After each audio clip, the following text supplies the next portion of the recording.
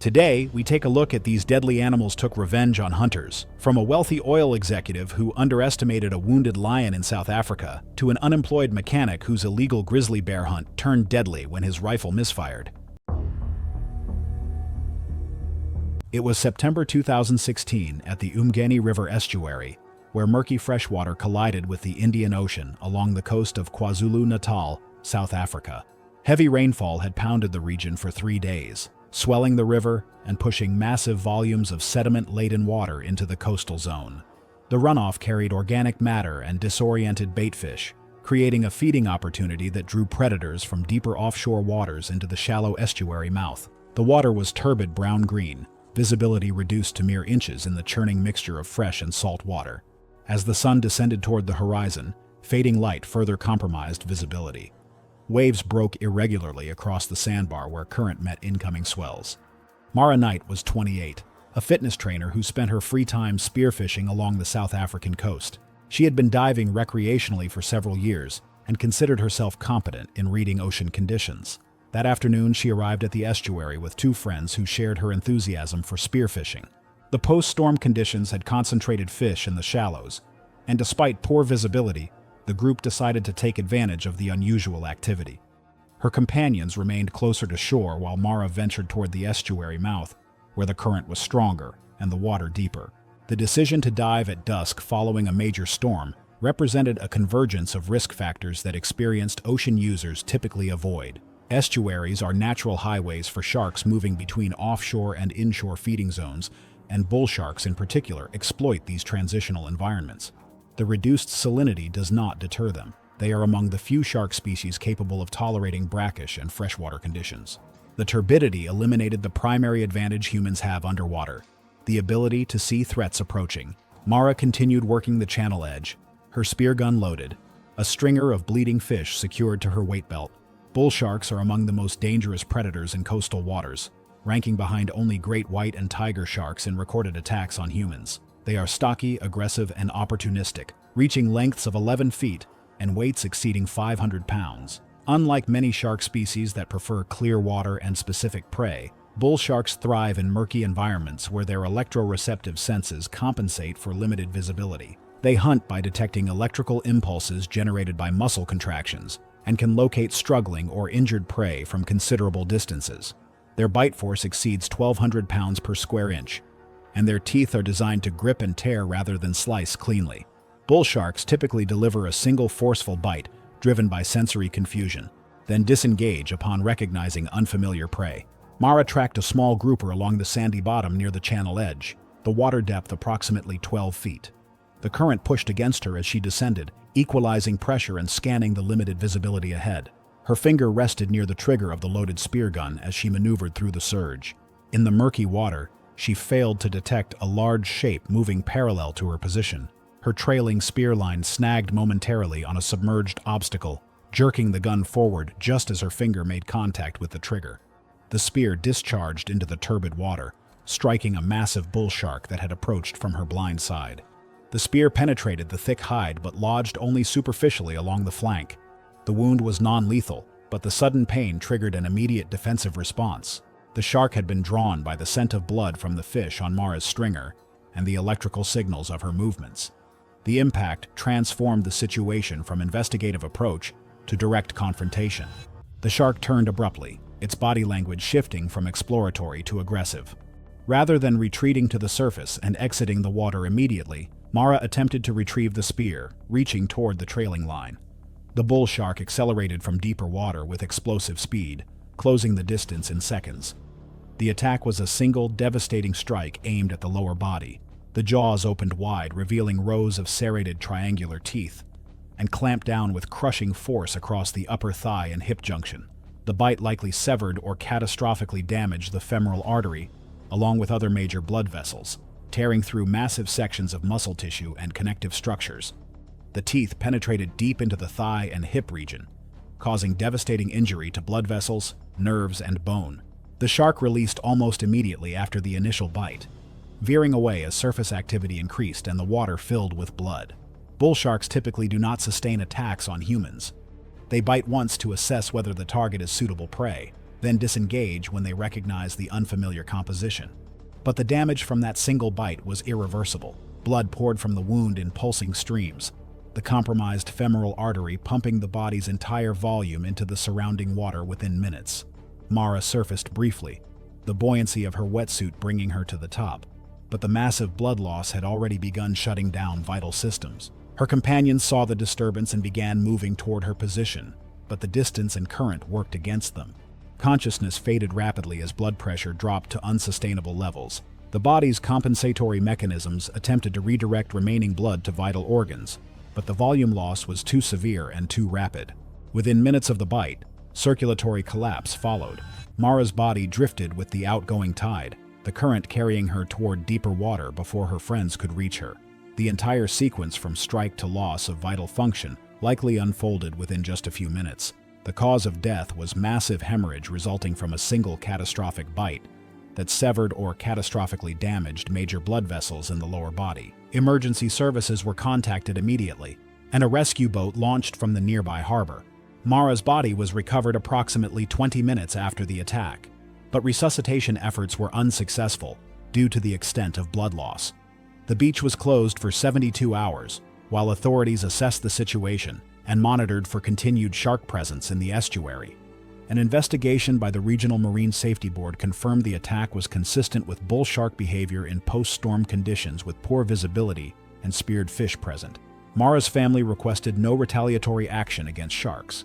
The spearfishing community responded with heightened awareness of diving dangers in turbid water during dawn and dusk, and local dive operators began emphasizing the importance of avoiding estuary mouths after heavy rainfall. It was November 3rd, 2016, and winter was closing in on Yellowstone National Park. Snow dusted the high peaks while frost painted the meadows silver each morning. The park's famous geysers sent steam columns into the crisp air, and most wildlife was preparing for the harsh months ahead.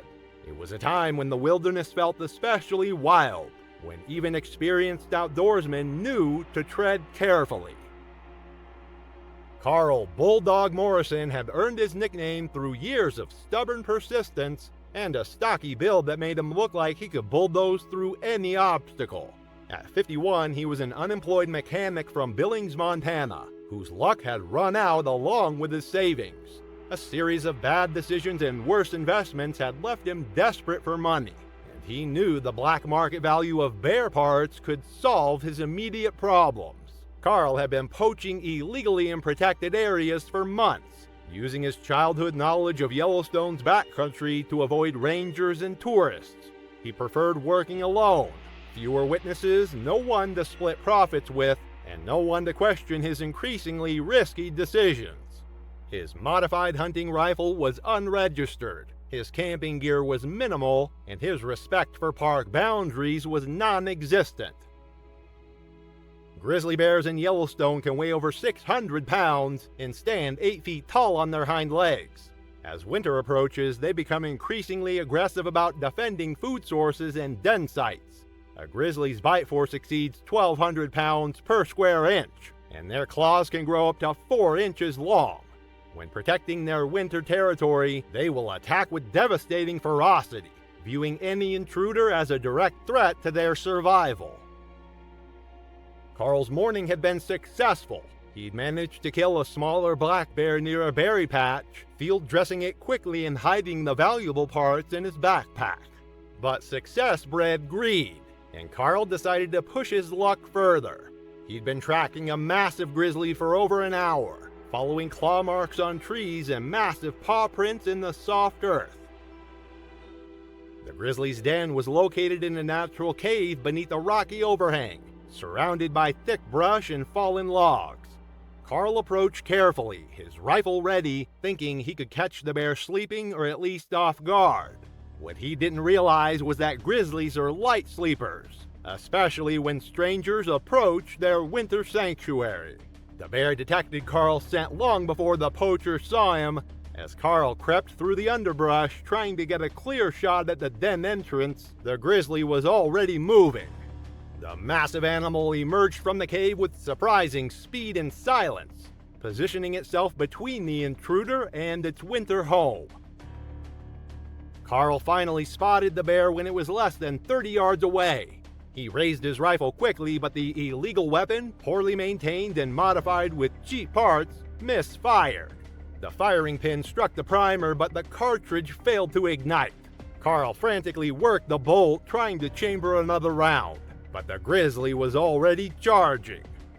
600 pounds of muscle and fury covered the distance in seconds. The bear's first swipe knocked Carl's rifle from his hand and sent him sprawling backward into the brush. Massive claws raked across his chest, tearing through his jacket and into flesh. Carl screamed and tried to roll away, but the grizzly was on him instantly. The bear's jaws clamped down on Carl's shoulder, crushing bone and muscle with devastating force. Carl's arm went numb as tendons snapped and his shoulder blade cracked. The grizzly shook him like a rag doll before releasing him and striking again with its claws, opening deep gashes across his back and neck. Carl managed one final desperate attempt to crawl away, but the bear wasn't finished. It grabbed him by the leg and dragged him backward toward the den site, treating him like any other threat to its winter survival. The final attack crushed Carl's skull and severed his spinal cord. He died within minutes, his body going limp in the grizzly's jaws. Carl's body wasn't discovered until 3 weeks later, when park rangers conducting a routine patrol noticed his abandoned vehicle at an illegal camping spot. A search team with tracking dogs eventually located his remains, partially consumed and buried under debris the grizzly had constructed. The bear was never located or destroyed. Officials determined it had acted in natural defense of its territory. An investigation revealed Carl's history of wildlife violations and his connection to illegal wildlife trafficking. No charges were filed posthumously, but his death prompted increased patrols in remote areas of the park. Carl's funeral was small and quiet, attended mainly by family members who remembered him as a skilled mechanic who had lost his way. Carl's greed had led him into a grizzly's territory during the most dangerous time of year. It was September 14, 2016, when an experienced alligator hunter ventured deep into Louisiana's Atchafalaya Basin, one of America's largest and most dangerous swamplands. The vast wetland ecosystem stretched for miles in every direction, with towering bald cypress trees draped in Spanish moss, creating a cathedral-like canopy over the dark, tannic waters. Narrow channels wound through dense vegetation, creating a maze of waterways where visibility was limited and danger lurked beneath the surface. Spring breeding season had arrived, making the basin's massive alligator population more aggressive and territorial. Byron Vance, a 35-year-old oil rig worker from Louisiana, represented the third generation of his family to hunt alligators in these treacherous waters. With 15 years of experience navigating the swamp's hidden dangers, Byron was known for his willingness to pursue trophy-sized gators that other hunters avoided. His reputation for taking dangerous risks had earned him both respect and concern among fellow hunters. Byron preferred hunting alone to maximize profits from valuable hides. For 3 weeks, Byron had been tracking a legendary 14-foot male alligator that had eluded capture by multiple hunters over several seasons. Local hunters had warned him repeatedly about this particular animal's unusual size and aggressive behavior, noting that previous attempts to harvest it had resulted in close calls. The massive reptile had earned a fearsome reputation for attacking boats and displaying territorial behavior far beyond normal patterns. Despite these warnings, Byron remained determined to claim this ultimate trophy. American alligators are among North America's most formidable aquatic predators, with large males reaching lengths exceeding 14 feet and weights approaching 1,000 pounds. These ancient reptiles possess incredible bite force and lightning-fast reflexes. Alligators are perfectly adapted for their aquatic environment, capable of explosive bursts of speed both in water and on land. Their powerful tails serve as both propulsion and weapons, while their massive jaws contain rows of razor-sharp teeth designed for gripping and crushing prey. During breeding season, male alligators become extremely territorial and aggressive. The fatal mistake occurred when Byron spotted the massive 14-foot male basking in shallow water near cypress roots. Instead of using proper baiting techniques, he decided to approach the animal directly in 3-foot deep water. Byron fired a single .22 caliber shot aimed at the alligator's head, but the bullet struck at an angle and failed to penetrate the thick skull bone. The wounded alligator immediately slid off the muddy bank into the murky water and disappeared beneath the surface. Against all safety protocols, Byron waded 20 feet into the swamp to search for the injured animal. The dark water made visibility virtually impossible, while submerged logs created numerous hiding spots for the wounded predator. Byron moved slowly through the chest-deep water, unaware that the alligator had positioned itself directly beneath him. The 800-pound alligator erupted from the water with explosive force, launching its massive body upward at incredible speed. The surprise attack caught Byron completely off guard, as the predator's jaws clamped around his upper thigh with crushing force. The initial bite immediately severed the femoral artery and shattered the femur bone, causing massive trauma and instant blood loss. The alligator immediately initiated its signature death roll, spinning violently in the water while maintaining its grip on Byron's leg. The powerful rotation continued for 45 seconds, dislocating his hip and shoulder joints, while causing additional fractures. Byron was pulled underwater repeatedly during the spinning motion, forcing him to inhale swamp water. The alligator's grip shifted to Byron's torso, with its massive jaws crushing 3 ribs and puncturing his lung. The reptile's powerful tail repeatedly slapped Byron's body, causing severe blunt force trauma. Each impact drove him deeper underwater, making breathing impossible and accelerating his drowning. The attack continued for over 3 minutes. Death resulted from the combination of massive blood loss from the severed femoral artery, drowning from repeated submersion, and catastrophic internal injuries from the crushing bite force and death roll trauma. Following typical behavior, the massive reptile cached Byron's body underwater beneath a fallen cypress log. The animal remained in the area for several days, defending its kill from scavengers. Louisiana Wildlife and Fisheries launched a search operation when Byron failed to return. Search teams discovered his abandoned boat within 24 hours after he failed to check in, leading to the recovery of his remains lodged beneath the cypress log. The condition of the body confirmed death by alligator attack.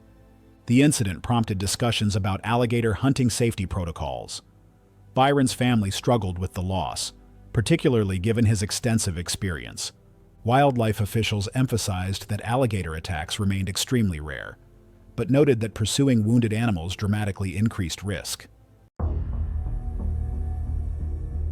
It was August 22, 2014, when the morning sun rose over a private hunting concession in Zimbabwe's Matabeleland North Province. The dry season had transformed the landscape into a golden expanse of dried grasses and scattered acacia trees.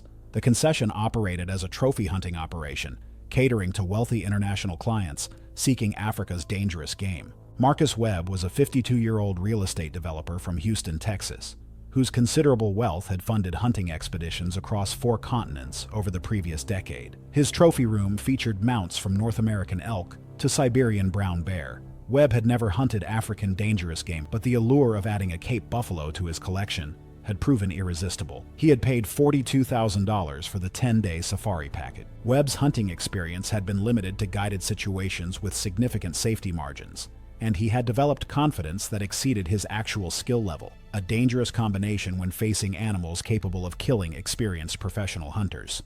The hunting concession operated under questionable ethical standards that Webb had chosen to overlook, maintaining semi-habituated buffalo herds that reduced the challenge significantly. Professional hunter Derek Botha, 44, had worked for the concession for 6 years, guiding dozens of similar clients to successful harvests. Tracker Samuel Moyo, 38, accompanied every expedition. Webb had arrived 3 days earlier, spending the initial period sighting in his rifle and taking several plains game animals. His shooting had been acceptable, though Botha had privately noted that Webb displayed poor trigger discipline and a tendency to rush his shots when excited. Cape buffalo rank among Africa's most dangerous animals, responsible for an estimated 200 human fatalities annually across the continent. Adult bulls weigh between 1,100 and 2,000 pounds, with heavily bossed horns capable of going through vital organs with devastating efficiency. Unlike many prey animals that flee when wounded, buffalo frequently circle back to ambush their pursuers.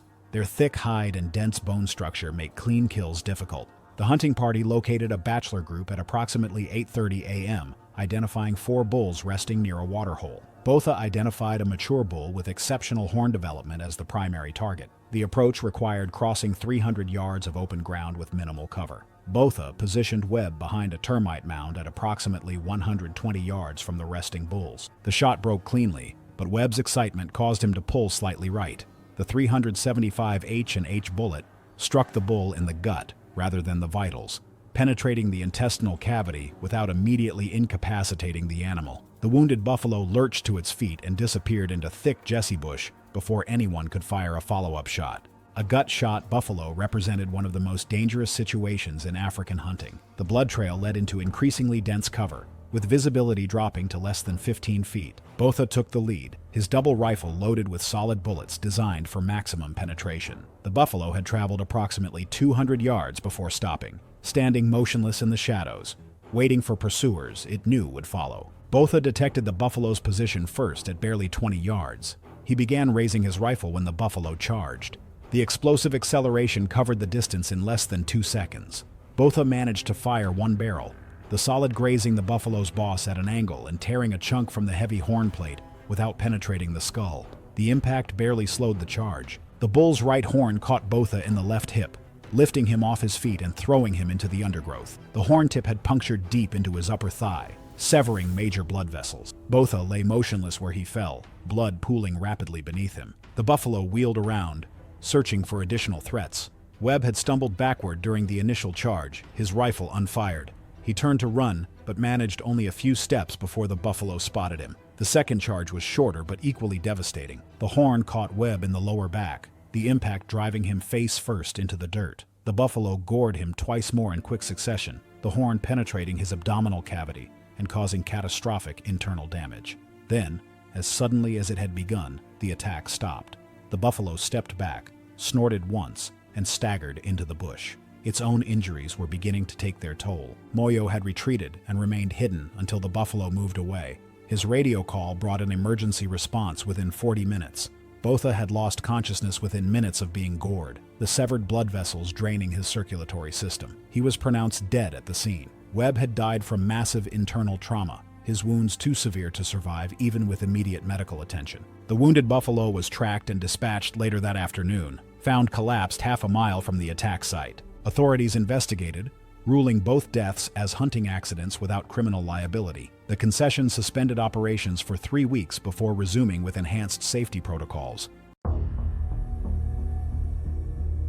August 26, 2024 began with a dry breeze curling through the Loliondo game-controlled area, just east of the Serengeti. The ground was brittle, grass burned gold by the late summer sun, and the tracks of zebra and lion pressed deep into the dust like scars. This was hunting country, legal, remote, and unforgiving. At sunrise, Malcolm Draycott stood at the front of the lead truck, scanning the plains as the convoy pushed forward. Everything felt in place, but in the bush, comfort is a warning, because the moment things seem safest is when they're about to go wrong. Malcolm was 44, a self-made man with a quiet intensity. He'd grown up outside Houston, the son of a machinist and a school secretary, and worked his way through oil rigs and construction crews until he built a company of his own. He sold it at 38 and walked away with more money than he could ever spend, then vanished from boardrooms and golf courses entirely. What came next was something he called earning a different kind of respect. He trained with professional guides, learned to track and shoot, and began traveling across southern Africa. His name was known in certain circles, not flashy, not loud, but remembered. He tipped well, followed rules, and didn't flinch when things got messy. Outfitters liked him, trackers trusted him, but underneath the calm was something harder. Malcolm didn't like leaving things undone. And when he set his sights on a lion, it wasn't about thrill, it was about completion. He treated the hunt like a business plan. Every angle covered, every risk accounted for. What he couldn't plan for was the lion he didn't see. By mid-morning, a young male lion was spotted resting in the open near a cluster of stones, his body stretched in the grass, mane tinged with shadow and age. Through his Leupold VX 3-eye scope, Malcolm steadied his .375 H&H Magnum, drew in a slow breath, and fired. The crack of the shot startled a flock of birds into the air. The lion didn't flinch. He dropped immediately, a clean fall into the brush. The men nodded to each other. It looked perfect. But the savannah doesn't always give you what you see. Sometimes it gives you what you've forgotten to fear. They didn't know it yet, but the lion on the ground wasn't the alpha. It was a younger male, possibly subordinate, possibly trailing the real pride leader. And 40 feet away, obscured by waist-high grass and wind direction, the dominant male had been watching. Malcolm stepped from the vehicle with his rifle at his side and a practiced ease in his walk. He moved slowly, savoring the moment, and stopped just beside the lion's body to nudge the mane with his boot. The guides moved to set up the camera. A few paces back, the trackers stayed alert, though the kill looked routine. Malcolm crouched low to inspect the shot placement, muttering something under his breath, and reached forward to lift the lion's heavy head for a photograph. That's when the second lion struck. There was no growl, no sound at all, just a rush of motion as the hidden alpha burst from the grass at full speed. It hit Malcolm sideways, a blur of fur and muscle slamming into him like a battering ram. The force knocked him completely off his feet. His rifle flew from his grip and clattered against a nearby rock. The lion's jaws closed around Malcolm's neck and shoulder as it dragged him backwards through the dust, shaking him once, then again with terrifying force. His body jerked violently, boots scraping the ground, arms flailing in a brief, stunned attempt to fight back. The guides froze in shock for a heartbeat before scrambling for their rifles. One fired too quickly, the bullet kicking up dust behind the lion's flank. A second round found its mark, grazing the animal's ribcage. The lion didn't let go. It planted one massive paw across Malcolm's chest and drove its teeth deeper, crushing vertebrae and artery alike. Blood sprayed across the grass in dark arcs as Malcolm's body convulsed once, then went slack. A third shot rang out, this time punching through the lion's side. It staggered, snarled, and finally released its grip. The animal collapsed nearby, muscles twitching, blood seeping into the soil as it died facing the body of the man it had just killed. The aftermath was sudden and grim. The trackers, still shaken from the gunfire, scrambled forward and found Malcolm's body sprawled near the carcass of the first lion. His torso was torn open, neck punctured deep, and blood soaked through his shirt into the dust below. His eyes were still open, glazed in shock. His right hand, outstretched toward where the rifle had landed, remained curled as if trying to reach for it even in his last breath. There was no triumphant photo, no moment of pride, only chaos. One of the guides radioed for emergency evacuation, though it was more for protocol than hope. The closest ranger outpost was nearly an hour away, and no one doubted what the outcome would be. They wrapped his remains in a canvas tarp and laid him gently in the bed of the truck. The other lion, the one that had attacked, had already collapsed a few yards away, shot through the ribs by one of the clients, still trembling with disbelief. Malcolm's death was ruled a fatal wildlife incident. Local authorities confirmed the hunt had been legal with all permits intact. No charges were filed, but the hunting company quietly revised its protocols. No more photo ops until the scene was cleared, no more assumptions about lone predators. The party returned to camp in silence, and no further hunts were conducted in that zone for the rest of the season. His remains were flown back to Texas and buried in a private ceremony, attended only by family and a handful of close hunting companions. The story never made headlines, but it didn't have to. Among professional guides and bush veterans, word spread fast, not as gossip, but as a warning. The lion he shot had never been the threat. The real danger had waited, hidden in the grass, close enough to strike the moment the barrel dipped and the cameras came out. Malcolm had done everything right until the second he assumed he was alone. It was August 14, 2015, and the sun hung heavy over the rolling hills of Limpopo Province, South Africa.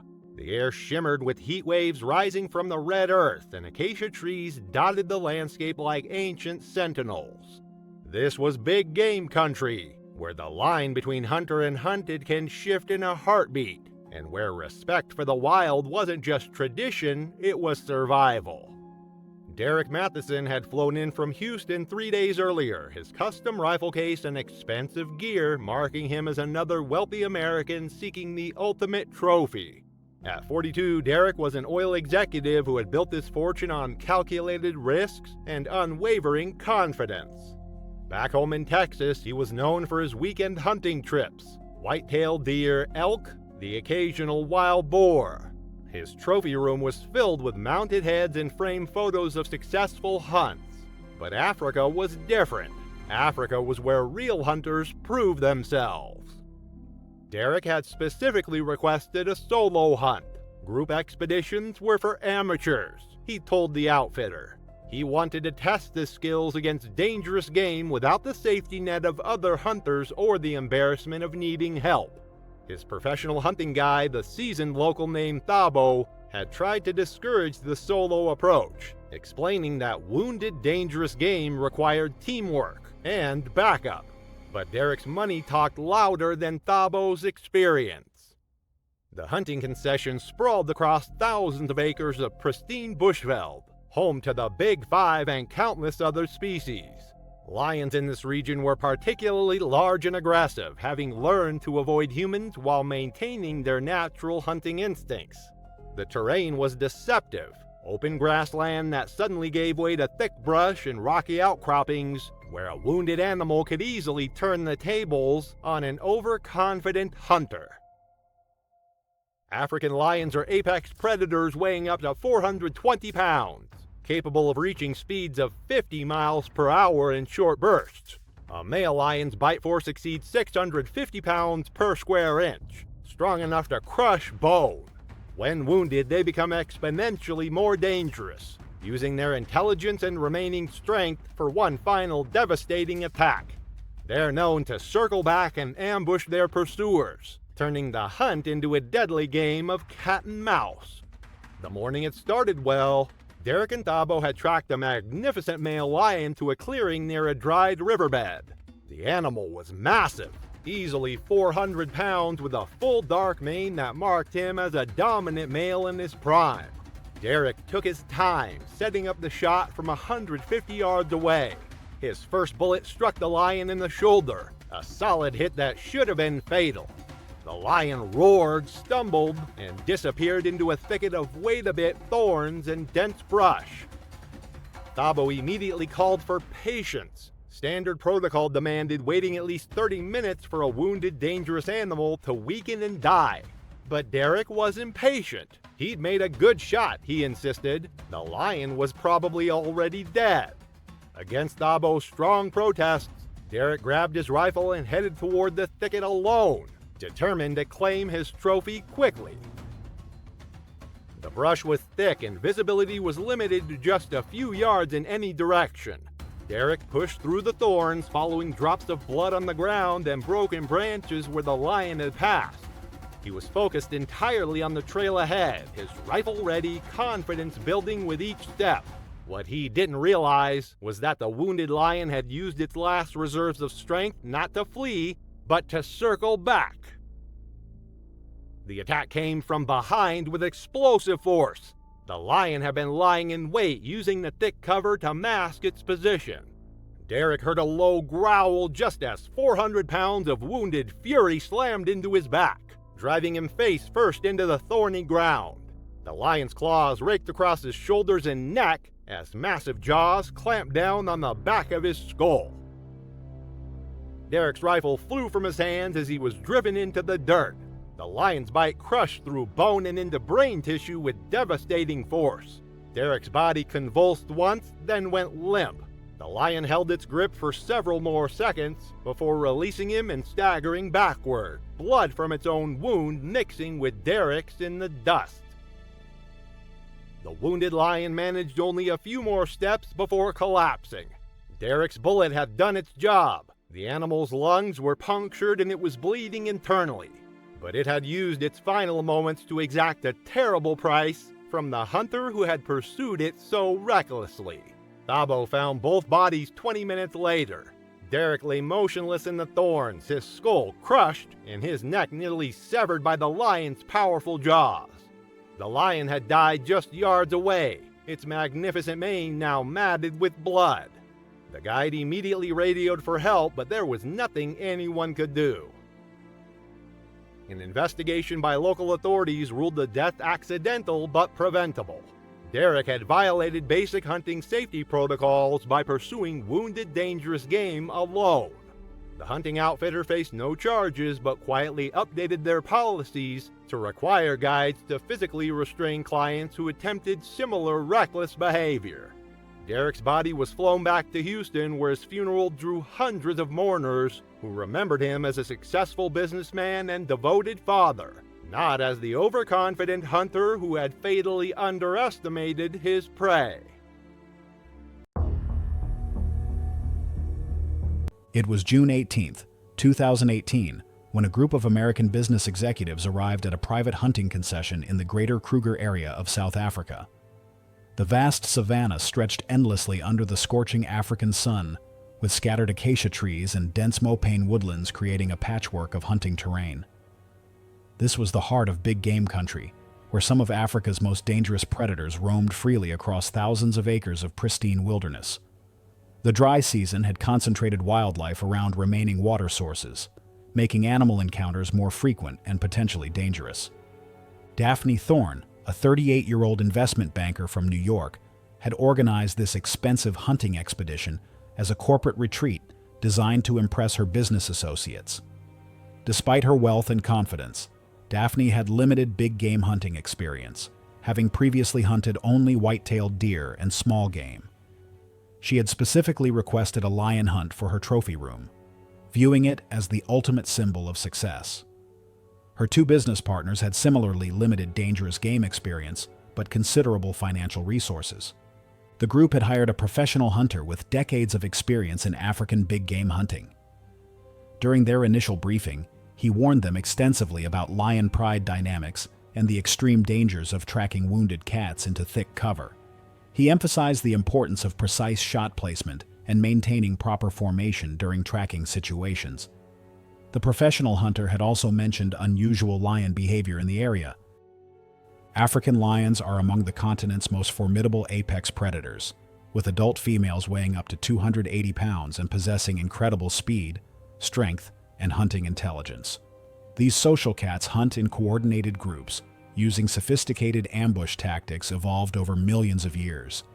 Lions can sprint at speeds exceeding 35 miles per hour and possess razor-sharp claws capable of inflicting devastating wounds. Their powerful jaws deliver a crushing bite force that can sever major arteries. When wounded, lions become extremely aggressive and coordinate attacks using pack hunting strategies.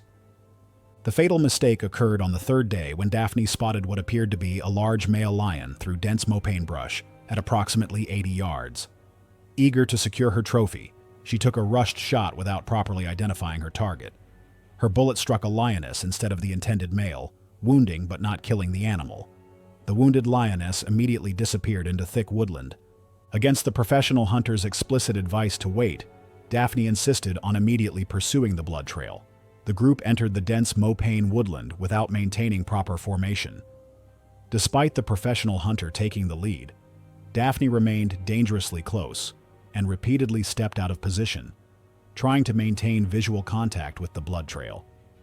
This critical error placed them in extreme danger as they moved through terrain that heavily favored the wounded predator. The wounded lioness had rejoined at least two other pride members that remained concealed nearby. As the hunting party advanced following the intermittent blood trail, they unknowingly walked directly into the coordinated trap. The lions had used their superior knowledge of terrain to surround the humans, while remaining completely concealed. The attack began when the wounded lioness charged from the left flank at close range, targeting Daphne as the source of her injury. The 280-pound predator struck Daphne at full sprint, knocking her 8 feet backward and sending her rifle flying beyond reach. The lioness's powerful jaws immediately clamped down on Daphne's throat and upper neck region, delivering crushing pressure that severed the carotid artery and crushed her trachea.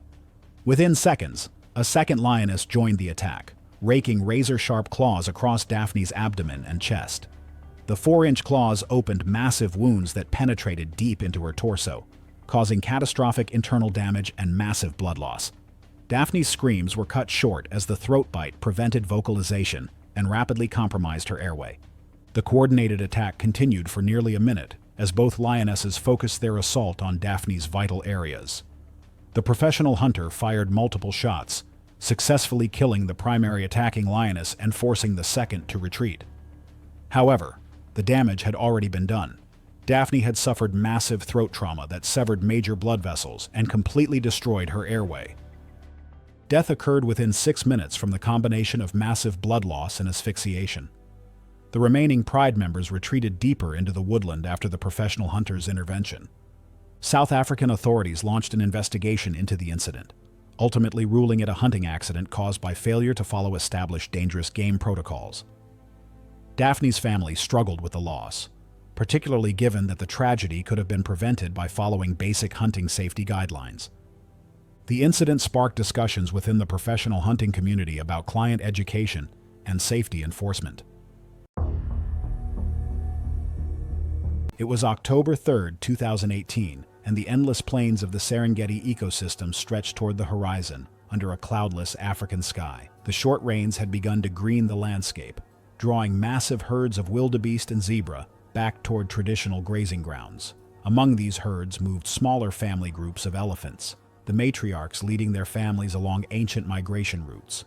Emmanuel Masanja was a 36-year-old former safari camp employee whose knowledge of the Serengeti had made him valuable to ivory poaching syndicates. His dismissal from legitimate employment 3 years earlier, following accusations of theft, had pushed him toward the lucrative world of elephant poaching. The decision had proven financially rewarding. The syndicate operated across the Tanzania-Kenya border region, targeting elephant herds in areas where enforcement varied. Chinese buyers paid premium prices for high-quality tusks, with a single large elephant potentially yielding ivory worth over $50,000. This operation targeted a family group of 11 elephants observed moving through a remote section of the ecosystem, far from ranger patrol routes.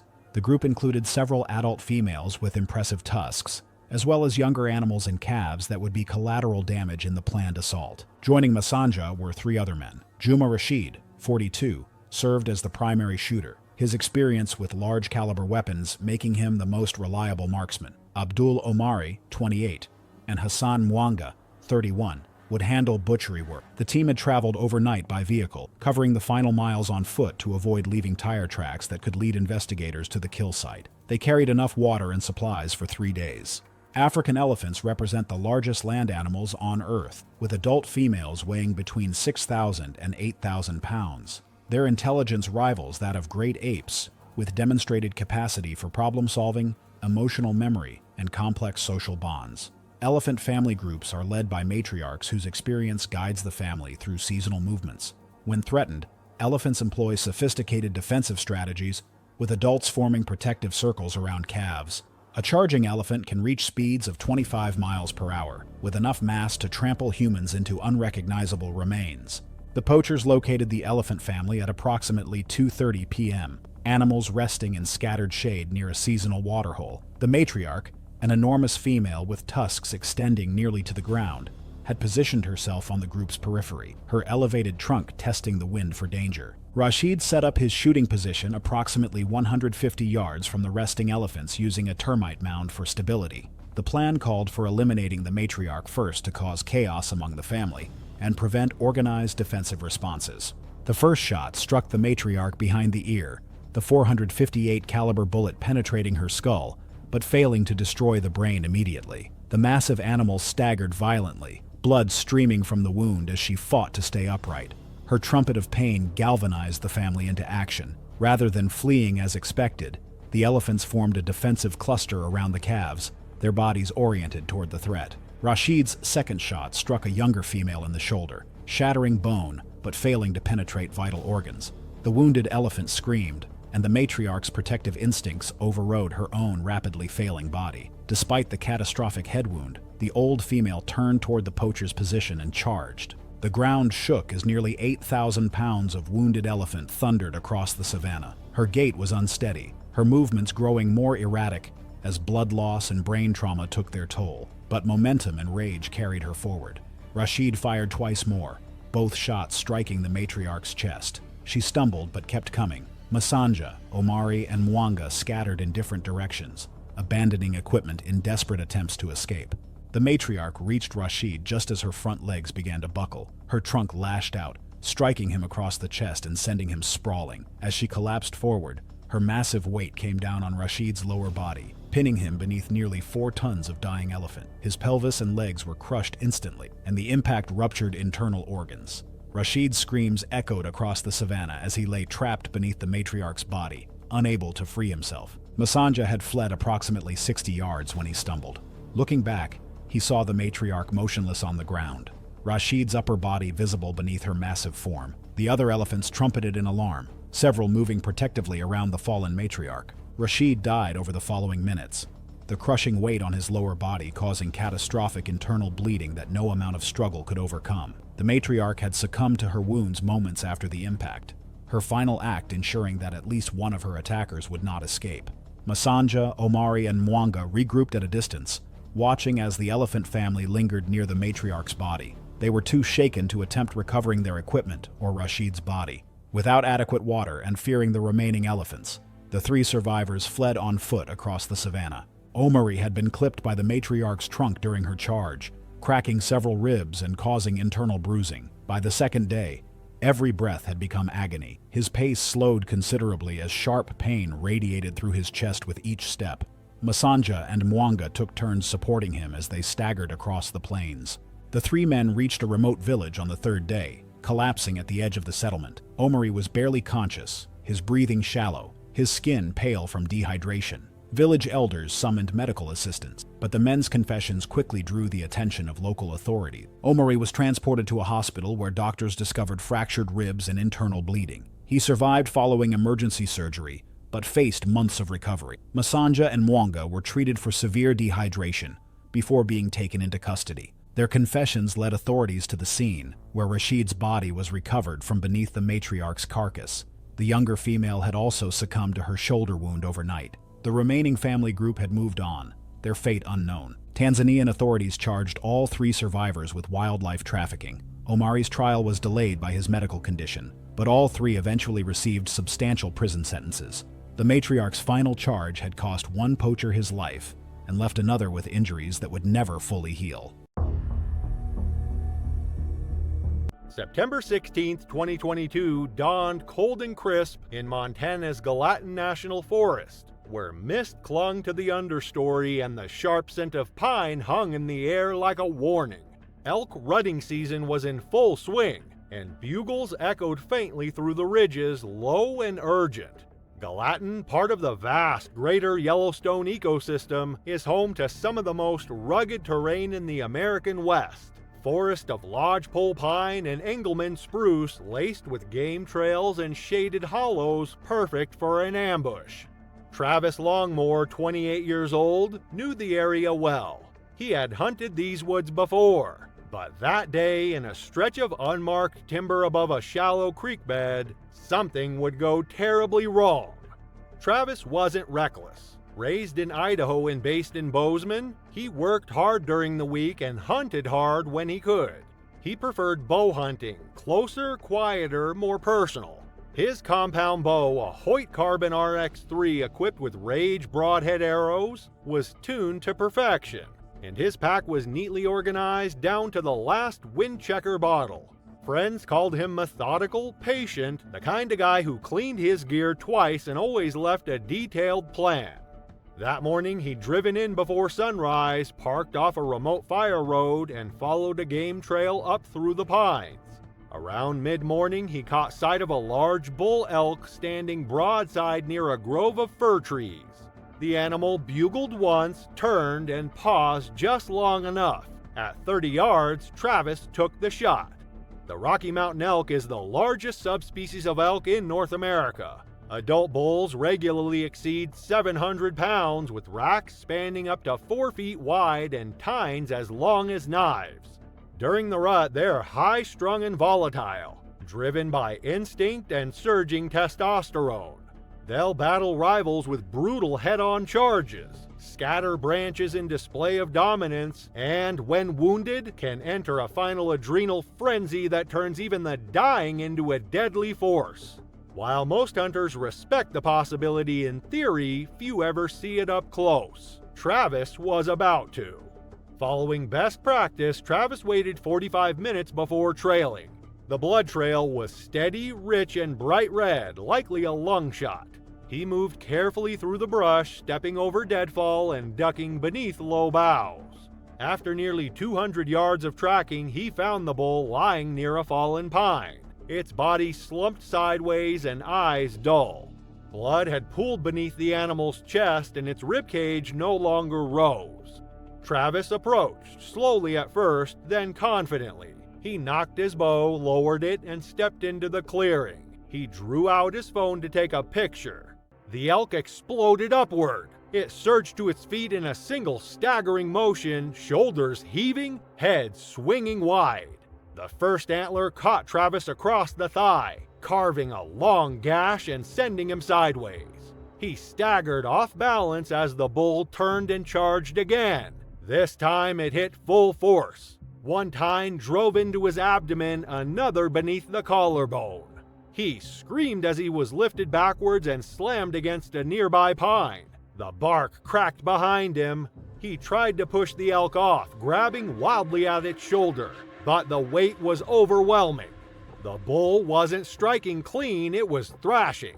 Its body spasmed with the last tremors of life, muscles surging, legs kicking up debris as it crushed Travis against the tree. Another jab drove a tine deeper, this time between ribs. Blood soaked his jacket and pooled at his boots. He gasped once, then again weaker. A final lurch from the elk sent him sideways, collapsing into the dirt. The bull staggered, took 2 steps, and collapsed 5 feet away. Both of them lay still. When Travis missed his scheduled check-in window that evening, a friend called the local sheriff's office. A search party formed at first light. His truck was found parked where he'd left it, untouched. Following faint boot tracks and drag marks through the brush, they found the clearing by mid-afternoon. Travis's body was pinned awkwardly against a tree, blood dried into the pine bark. The elk lay nearby, dead at last, its antlers still coated with gore. His bow was buried beneath snapped branches, his phone was found face up in the soil, camera still open but never used. The autopsy confirmed massive internal trauma. 2 of the antler wounds had been independently fatal. The elk had died of its own injuries shortly after the attack, its lungs flooded with blood. Rangers posted a safety notice later that week, reminding hunters, never assume a downed animal is dead, especially when the shot is borderline and the terrain gives it cover. Travis was buried the following Saturday in Bozeman. The service was small, the kind hunters attend in silence. His story didn't make headlines, but across the hunting community it traveled fast, quietly, urgently, like a warning in the woods. It was February 28, 2017, and the Amazon rainforest of Peru was at its most unforgiving. The wet season had turned every trail into a muddy obstacle course, while the canopy above dripped constantly with moisture that never seemed to dry. Insects swarmed in clouds, and the air was thick with humidity that made every breath feel like drowning. Deep in this green hell, where civilization was just a memory, the law of the jungle reigned supreme.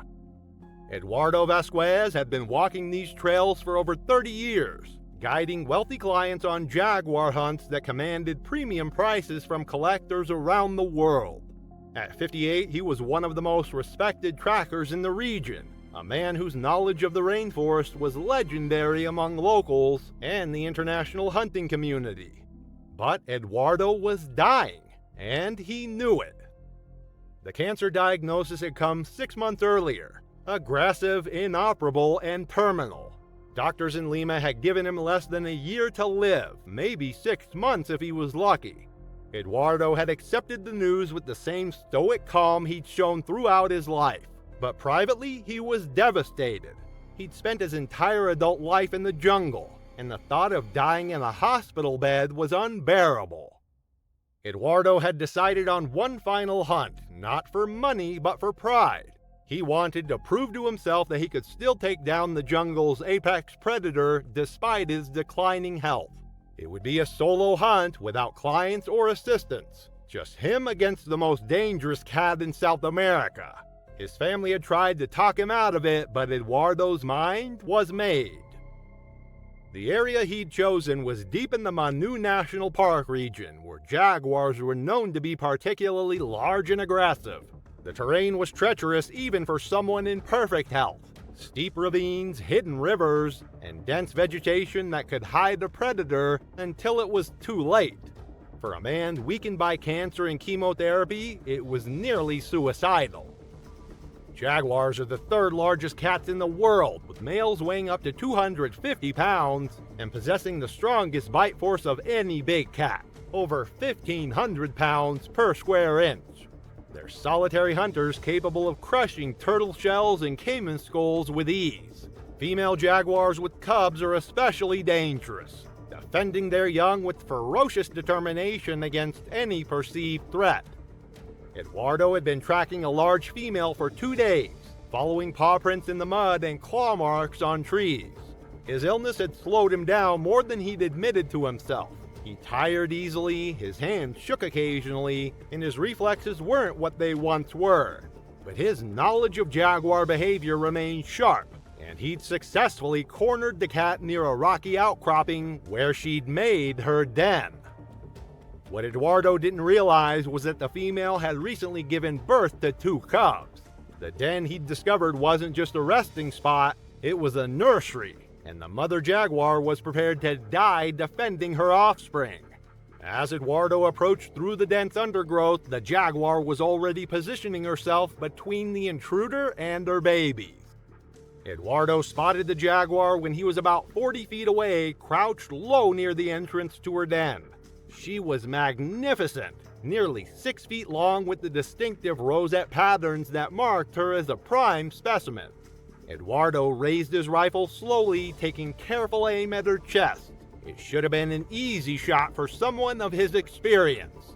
But as Eduardo's finger tightened on the trigger, he hesitated. Something in the jaguar's posture, the way she held her ground instead of fleeing, triggered a moment of uncertainty. In that crucial second of hesitation, the jaguar sensed weakness and attacked. The big cat covered the distance in 3 powerful bounds, her muscles rippling beneath her spotted coat.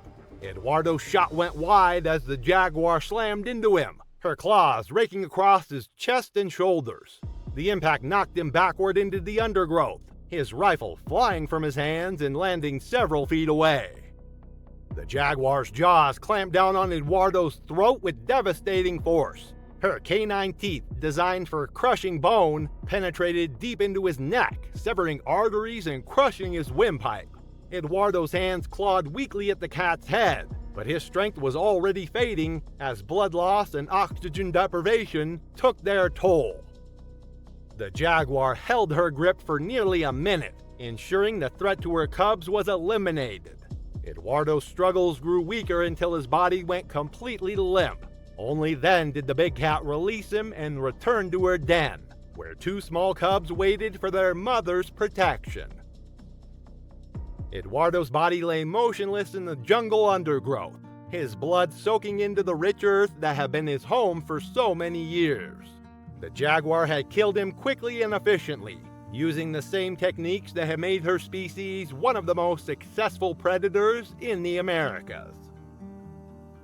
A search party organized by Eduardo's family found his remains 4 days later, guided by GPS coordinates from his satellite communicator. The jaguar and her cubs were long gone, having abandoned the den site after the confrontation. Wildlife officials made no attempt to track or destroy the animal. She had acted according to natural instinct in defending her young. Eduardo's funeral was attended by hundreds of people from across the Amazon basin. Guides, hunters, researchers, and indigenous leaders who had known and respected him. He was buried in his hometown with full honors, remembered as a man who lived and died according to his own terms. The jaguar he'd sought to kill continued to raise her cubs in the deep jungle, unaware that her defensive actions had ended the career of one of Peru's most legendary hunters. It was October 15, 2016, when two hunters ventured into the remote wilderness of Kodiak Island, Alaska.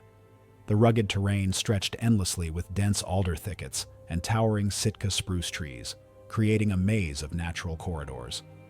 Autumn fog rolled across the mountainous landscape, reducing visibility to mere yards in some areas. The island's vast wilderness supported one of the highest densities of brown bears on Earth, making it a place where humans were merely visitors in a realm ruled by massive carnivores.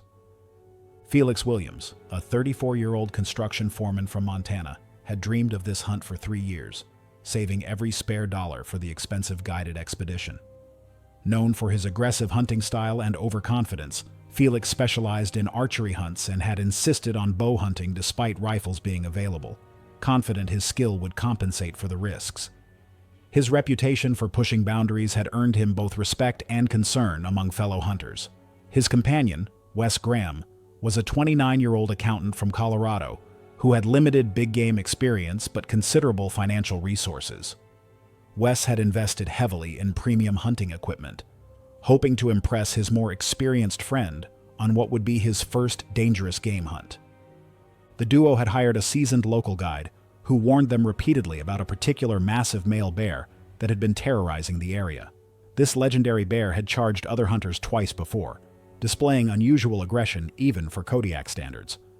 The guide emphasized patience and precision, stressing that wounded bears became extremely dangerous and often doubled back to attack their pursuers. Felix dismissed these warnings with characteristic arrogance, convinced his bow hunting skills would ensure a clean kill. Kodiak brown bears are among the largest predators on Earth, with adult males reaching weights exceeding 1,200 pounds. These animals possess incredible strength, with claws commonly measuring up to 4 inches in length and a crushing bite force. Kodiak bears can sprint at 35 miles per hour through dense vegetation and possess an acute sense of smell that can detect scents from miles away. Their thick hide and dense muscle mass make them incredibly difficult to kill, requiring precise shot placement to vital organs.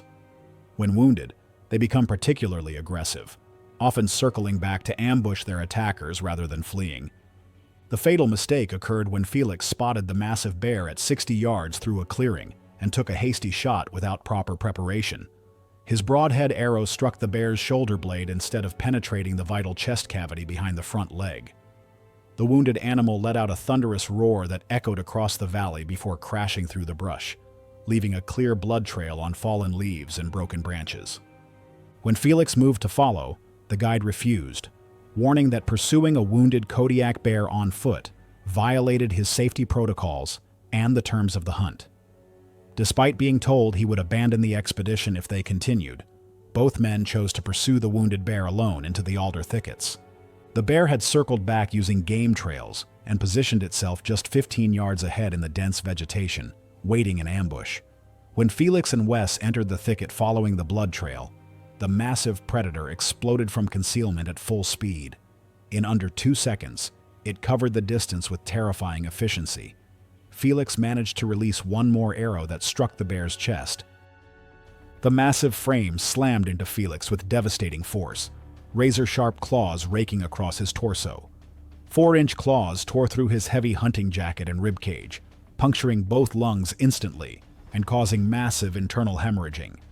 The bear's jaws clamped down on Felix's head and neck with crushing pressure, causing catastrophic cranial and cervical trauma. Wes reached desperately for the large-caliber rifle the guide had left with them against his better judgment, but the bear pivoted toward him before he could shoulder it. A powerful swipe caught Wes across the upper thigh, the claws opening the femoral region and causing severe vascular damage.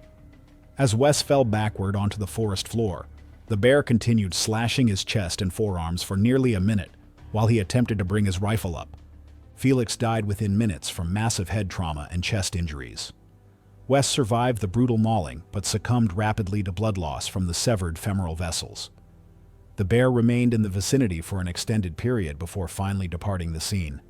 Alaska State Troopers launched a comprehensive investigation into the incident, ultimately ruling it a hunting accident caused by pursuing a wounded dangerous animal without following established safety protocols. The men's families struggled with the devastating loss, particularly given that the attack could have been prevented by following basic hunting safety guidelines. The incident highlighted the extreme risks associated with bow hunting large predators in Alaska's unforgiving wilderness, and sparked renewed discussions about hunting regulations in bear country. It was September 18, 2017, when the first autumn frost settled over the remote valleys of British Columbia's coast mountains. The salmon runs were winding down, leaving grizzly bears scrambling to accumulate fat reserves for hibernation. This period of hyperphagia made the animals both predictable and dangerous. Ivan Kozlov was a 47-year-old commercial fisherman based out of Prince Rupert, whose seasonal income had declined steadily as salmon stocks collapsed. The Russian immigrant had arrived in Canada 15 years earlier, building a modest life around commercial fishing that was now failing. Kozlov had discovered an alternative revenue stream through illegal wildlife trade, specifically the harvest of bear gallbladders for export to Asian traditional medicine markets. Bear gallbladders commanded extraordinary prices, fetching between $3,000 and $5,000 through the right connections. Over 3 years, Kozlov had killed approximately 15 black bears for their gallbladders, operating in remote areas where conservation officer presence was minimal. The transition to grizzly bears represented an escalation in both risk and potential reward. Kozlov's partner was 39-year-old Yuri Petrov, a fellow Russian immigrant who worked sporadically in the logging industry. Petrov had accompanied Kozlov on several previous hunts, demonstrating adequate skill with firearms and a willingness to participate in illegal activities. The target area was a remote salmon stream approximately 40 miles from the nearest maintained road, accessible only through dense coastal rainforest.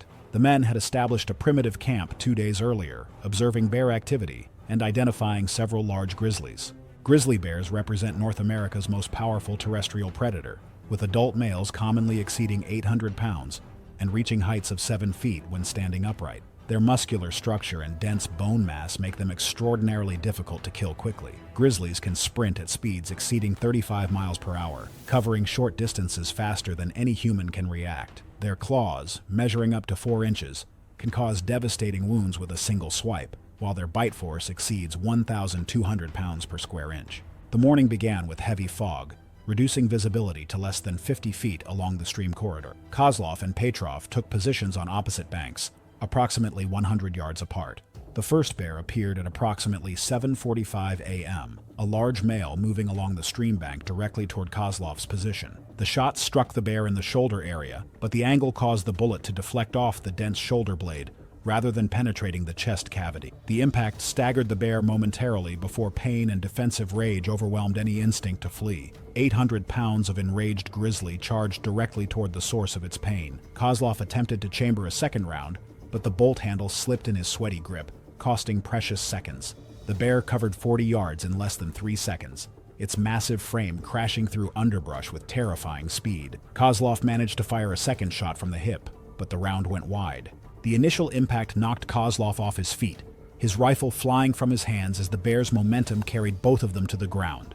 The grizzly bit down on Kozlov's shoulder and upper arm, the crushing force shattering his collarbone instantly. Kozlov screamed as the bear shook its head once, violently, then released.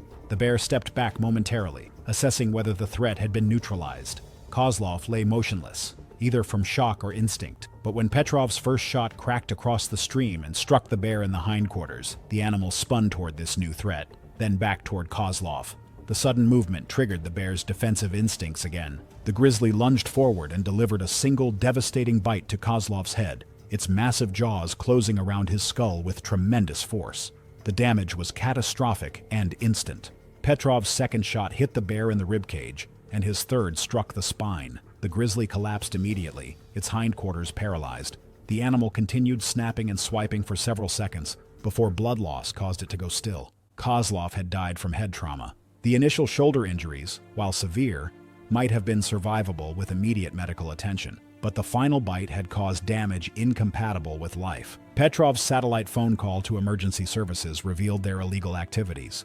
Police and conservation officers reached the scene via helicopter approximately 4 hours later. Petrov was arrested on multiple wildlife violations, eventually pleading guilty to charges resulting in substantial fines. The investigation revealed the extent of Kozlov's poaching operation through evidence recovered from his residence. March 12, 2008 broke cool and still across the granite ridges of Matabo Hills in southern Zimbabwe. The sun was just beginning to warm the rock outcrops that jutted from the brush, ancient formations carved by time and wind into natural sentinels overlooking the valleys below. Baobab trees reached their twisted limbs skyward, and shadows lingered in the hollows where leopards liked to rest. This wasn't open savanna. It was closed country, tight, rocky, and perfect for ambush predators. And it was here that a 47-year-old man named Lennox Barad rose before dawn to prepare for the kind of hunt no one took lightly. Lennox had grown up in nearby Kezi, just east of the park boundary. He wasn't a trophy hunter nor a tourist. He was a seasoned bushman, a tracker, and a licensed hunter who often assisted the parks department when local wildlife grew too bold. Quiet and even-tempered, Lennox was well known in the region as a man who knew the land, and more importantly, the animals that lived on it. He'd hunted baboons that raided crops, warthogs that tore through fences, and on more than one occasion, problem leopards that had gotten too comfortable near the villages. His respect for the bush was hard-earned. He didn't brag, he didn't rush, but this time something had gone wrong. Over the past week, 3 goats had been taken from a small homestead just beyond the basalt ridge that separated the forest edge from cultivated fields. The signs were clear: claw marks, drag trails, and a half-eaten carcass left hanging in the fork of a tree. Only one animal did that. A call went out to Lennox. He arrived that afternoon with a small team, 2 junior trackers and a bolt-action Rigby rifle chambered in .275, ideal for the terrain. They set bait, mounted a hide, and waited. At dusk on the second day, movement stirred behind the thorn bush near the bait pile. Lennox raised the rifle and fired. The shot hit, but not cleanly. The leopard bolted into the rocks, a dark blur swallowed by stone and shadow. Blood drops dotted the trail. The trackers wanted to wait until morning, but Lennox insisted they follow. Time was critical. A wounded leopard didn't leave itself vulnerable. It doubled back, found cover, and waited. And when it struck, it didn't bluff, it went for the throat. The African leopard is not the largest of the big cats, but pound for pound, it's one of the most formidable. Adult males weigh between 130 and 200 pounds, but their muscular build allows them to haul prey twice their size into trees. Their retractable claws are razor sharp. Their bite force is nearly 700 psi, more than enough to sever tendons or crush windpipes. And unlike lions that often roar or posture before charging, leopards strike in silence. In rocky terrain like Matabo, they're nearly invisible until they move. Lennox followed the blood trail past a collapsed gully and into a thicket of jumbled rocks and scrub. The trail turned sharply up a slope where granite boulders stacked like stairs beneath a steep overhang. The cat was nowhere in sight. He stepped forward slowly, eye scanning the brush ahead. Behind him, the trackers fanned out in a cautious arc, rifles raised. No one saw what waited above. The leopard had doubled back and climbed into a ledge hidden by sun and shadow. It was bleeding heavily from the haunches, but alive, barely, and full of adrenaline.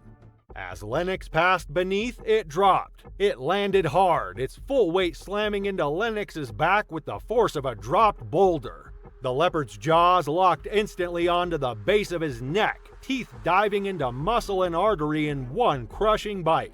The two tumbled downslope in a chaotic blur of claws, dust, and broken bush. As they rolled, the impact cracked one of Lennox's ribs and drove the breath from his lungs.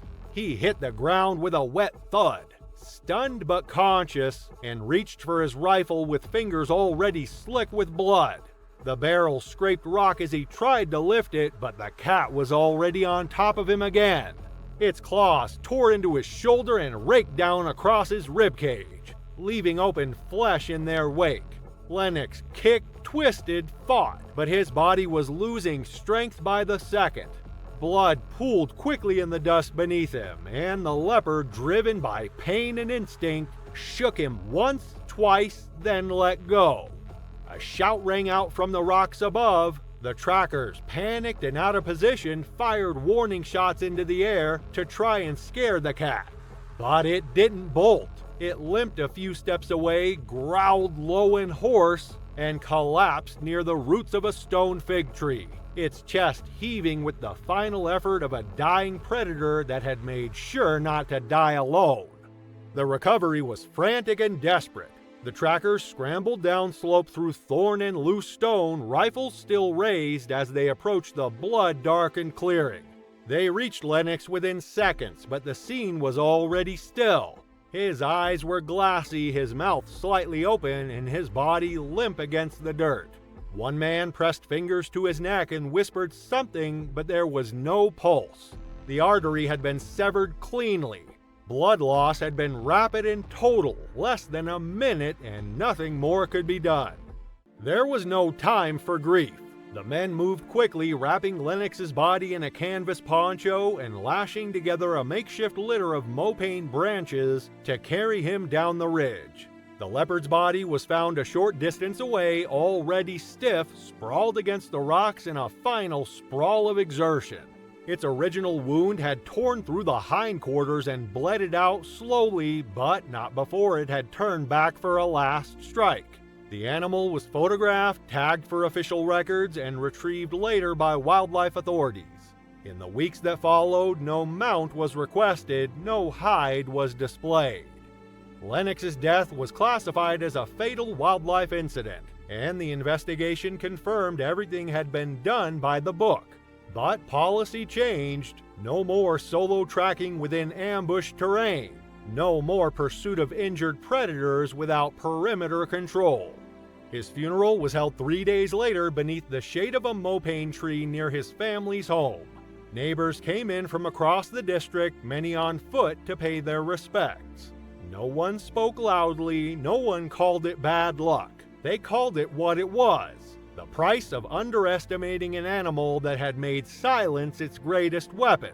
For all his skill and experience, Lennox had made one critical mistake. He looked ahead but not above. And in that high country of rocks and dust, that was all it took. It was August 19th, 2013, and the waters off Cape Cod were alive with activity. Seals basked on the rocky outcroppings while fishing boats dotted the horizon, their crews working the rich waters that had sustained New England families for generations. But beneath the surface, ancient predators patrolled the depths, drawn by the abundance of prey in the warming summer waters. It was peak season for great white sharks, and experienced fishermen knew to be cautious. Marcus Delacroix had been working these waters his entire life, following in the footsteps of his father and grandfather before him. At 29, he was the older of two brothers who ran a small commercial fishing operation out of Provincetown. Marcus had always been the more aggressive and competitive of the two, constantly pushing boundaries and taking risks that made his younger brother Antoine nervous. The Delacroix family had been fishing in the Cape Cod waters for 4 generations, building a reputation for hard work and seamless teamwork. But Marcus had always felt the need to prove himself as the superior fisherman, often taking unnecessary risks to land bigger catches or venture into more dangerous waters. His rivalry with Antoine was mostly good-natured, but it had intensified recently as both brothers struggled to make their fishing operation profitable. Their boat, a 32-foot commercial fishing vessel named Marie Claire after their grandmother, was well equipped for deep water fishing but not designed for hunting large predators. The brothers had been tracking a massive great white shark for several days, drawn by reports from other fishermen about an 18-foot male that had been seen feeding near the seal colonies. Great white sharks are apex predators that can reach lengths of over 20 feet and weigh more than 5,000 pounds. Their bite force exceeds 4,000 pounds per square inch, and their razor-sharp teeth are designed to tear through flesh and bone with devastating efficiency. They're ambush predators that attack from below, using their incredible speed and power to deliver fatal strikes to unsuspecting prey. Marcus had convinced Antoine to anchor near a seal colony where great whites were known to hunt, despite his brother's protests about the danger. The area was notorious among local fishermen as a place where sharks gathered during feeding times, making it extremely hazardous for anyone foolish enough to enter the water. The massive shark had been circling their boat for over an hour, its dorsal fin cutting through the surface as it investigated the unusual presence in its hunting grounds. Marcus became increasingly excited as he watched the predator, seeing an opportunity to prove his superiority over Antoine once and for all. Against all common sense and maritime safety protocols, Marcus decided to enter the water with a harpoon. Antoine argued desperately with his brother, pointing out that their father would never have attempted such a reckless stunt. But Marcus was determined to prove that he was the better fisherman, the braver brother, the one who deserved to lead their family business. He donned his wetsuit and grabbed a heavy harpoon, ignoring Antoine's increasingly frantic protests. The water was clear but deceptively calm as Marcus slipped over the side of the boat. He could see the shark's massive form moving in the depths below, its powerful tail propelling it through the water with effortless grace. Marcus positioned himself near the surface, harpoon ready, waiting for the perfect opportunity to strike. The great white approached from directly below, using the sun's glare on the surface to mask its approach. Marcus never saw the attack coming. The shark's massive head broke the surface with explosive force, its jaws opening wide to reveal rows of triangular teeth.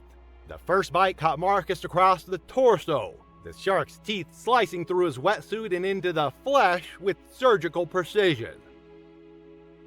Marcus screamed as the shark's jaws clamped down on his midsection, crushing ribs and puncturing organs with devastating force. His harpoon struck the shark's head but failed to penetrate deeply enough to cause serious damage. The wounded predator released him momentarily, blood from both hunter and prey mixing in the churning water. Antoine screamed from the boat, frantically trying to start the engine and maneuver closer to his brother. But the great white wasn't finished. The shark's predatory instincts had been fully triggered by the blood in the water and the struggling movements of its prey. It circled once and attacked again, this time with lethal precision. The second attack was devastating. The shark's jaws closed around Marcus's upper body, its teeth severing his arm and crushing his chest cavity. The force of the bite lifted Marcus partially out of the water before the shark pulled him under, beginning the violent shaking motion that great whites use to tear apart large prey. Marcus's body went limp as massive blood loss and trauma overwhelmed his system. The shark continued its attack for several more seconds before releasing what remained and disappearing into the depths. Antoine watched in horror as pieces of his brother's wetsuit and equipment floated to the surface, along with an expanding pool of blood that attracted other scavengers. Coast Guard rescue boats arrived within 30 minutes of Antoine's distress call, but there was nothing left to recover except fragments of Marcus's gear and his life jacket. The great white shark was never located, having returned to the depths to continue its ancient cycle of predation. An investigation by maritime authorities ruled Marcus's death an accident caused by reckless behavior in known shark-infested waters. No charges were filed, but the incident prompted increased safety warnings for fishermen working near seal colonies during shark season. Antoine continued operating the family fishing business alone, but he never again ventured into the waters where his brother had died. Marcus's funeral was attended by hundreds of fishermen and community members who remembered him as a skilled waterman whose competitive nature had ultimately cost him his life. The Delacroix family fishing operation continued under Antoine's leadership, but the rivalry that had driven Marcus to take such a fatal risk died with him in the waters off Cape Cod.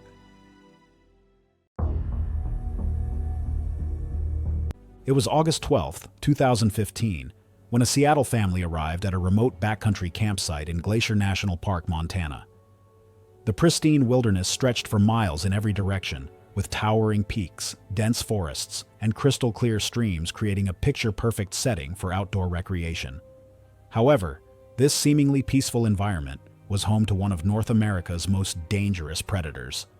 The park's 1,500 grizzly bears roamed freely through the ecosystem, and late summer marked peak feeding season as the massive carnivores prepared for winter hibernation. Imogen Scott, a 42-year-old nurse from Seattle, had planned this backcountry camping trip as a way to reconnect with her children following a difficult divorce. An experienced camper but new to grizzly country, Imogen was determined to prove her self-sufficiency and create positive memories for her family. Her children, Emma, 16, and Lucas, 14, had limited wilderness experience and relied entirely on their mother's guidance for safety protocols. The family had secured a permitted backcountry campsite located a full day's hike from the nearest trailhead, well beyond regular ranger patrols. Park rangers had posted extensive bear safety information at trailheads, emphasizing proper food storage and campsite management.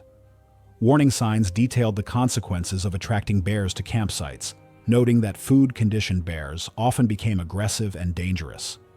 Despite receiving this information, the Scott family failed to follow critical bear safety protocols.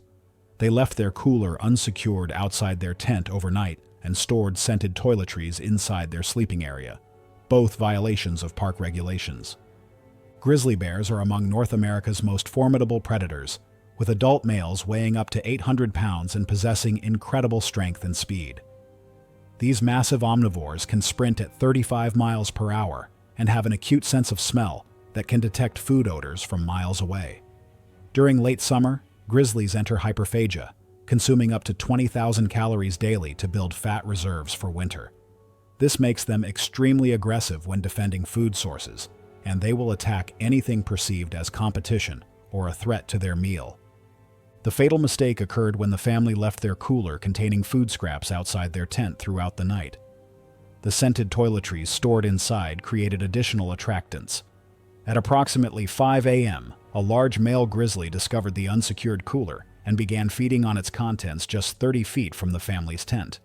Imogen was awakened by sounds of the bear rummaging through their supplies and made the critical error of leaving the tent to investigate. She stepped outside wearing only pajamas and a headlamp, immediately finding herself at close range with a 650-pound grizzly that was actively feeding. The bear raised its massive head and identified her as a potential threat to its food source, triggering an immediate defensive response.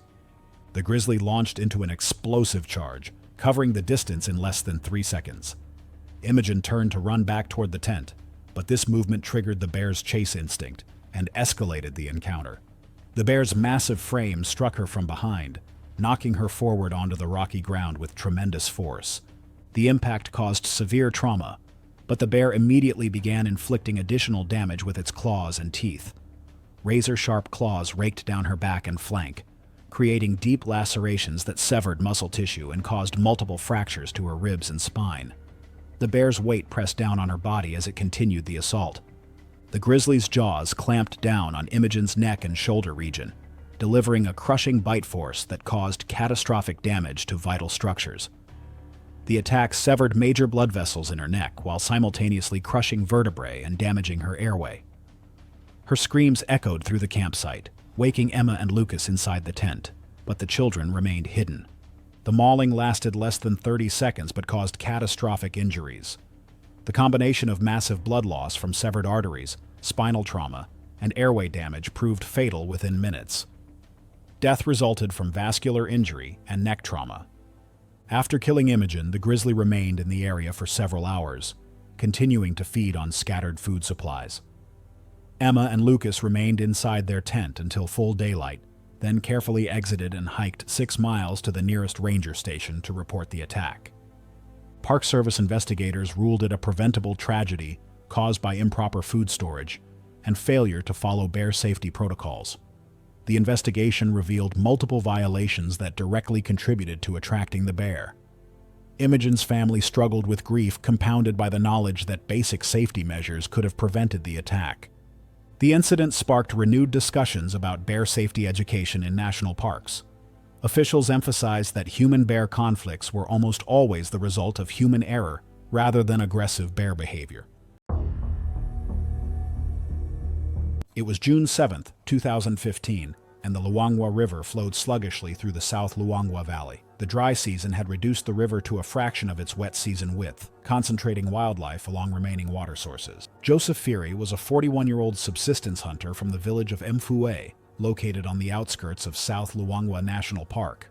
Unlike organized syndicates targeting high-value species, Phiri operated independently, selling bushmeat to local markets. His hunting activities fell into a legal gray area, as traditional hunting rights conflicted with national wildlife regulations. Phiri had hunted the Luangwa Valley since childhood, learning wildlife patterns and techniques for evading park rangers. His preferred targets included impala, puku, and warthog. However, the increasing scarcity of easy game near the village had pushed Phiri to venture closer to the river, where larger predators also concentrated. The morning's expedition included Phiri's nephew, 23-year-old Thomas Banda, who was learning the hunting trade. Banda had accompanied Phiri on several previous trips, proving himself competent with the antiquated single-shot rifle they shared. Their target was a small group of puku observed grazing along the riverbank approximately 2 miles upstream.